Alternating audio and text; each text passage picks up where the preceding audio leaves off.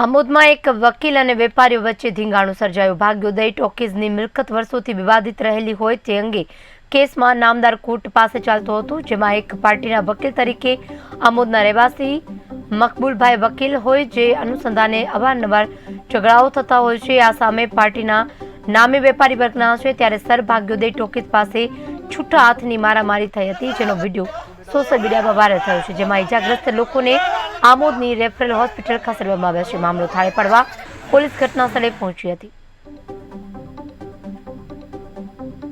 ભાગ્યોદય talkies જે city survey number 3110 તથા 3111 છે, તેના મૂળ માલિકોએ જે પરમિશન કોર્ટમાં માંગેલી, જે પરમિશન આવી જતાં હું એડવોકેટ હોય એની ઉતારવાની કામગીરી કરતા હોય, તો આજ રોજ સામાવાળા તત્વો ગેરકાયદેસર મંડળી બનાવી અને અમે એડવોકેટ તથા અમારા પરિવાર તથા મજૂરો પર હુમલો કરેલો હોય અને અમને ખોટા કેસમાં ફસાવવા પ્રયત્ન કરેલો હોય। અમારી પાસે નામદાર કોર્ટનો હુકમ હોય, નામદાર કોર્ટનો હુકમ બી આ અસામાજિક તત્વો માનતા નથી અને કાયદો હાથમાં લઈને ફરે છે।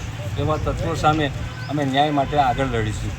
એમાં અમે માલિક છે, પણ અમારી ટોકીઝનો જે અમારી માલિકે હક છે અમારો, અમને પૂછ્યા વગર મકબૂલ વકીલ કોર્ટનો સ્ટે છે તો પણ જેસીબી લઈને આવી ત્યાં માથાભારે વકીલ અમે તે પૂછવા ગયા કે શું કામ હમણાં હજુ તો સ્ટે છે અમારે, તો અમને વકીલે ને મારી પર ઉતરી આવેલા છે માથાભારે વકીલ, અમને મારીને જાનથી મારી નાખવાની ધમકી આપેલી છે, જે અમારી પાસે વિડીયો પણ છે।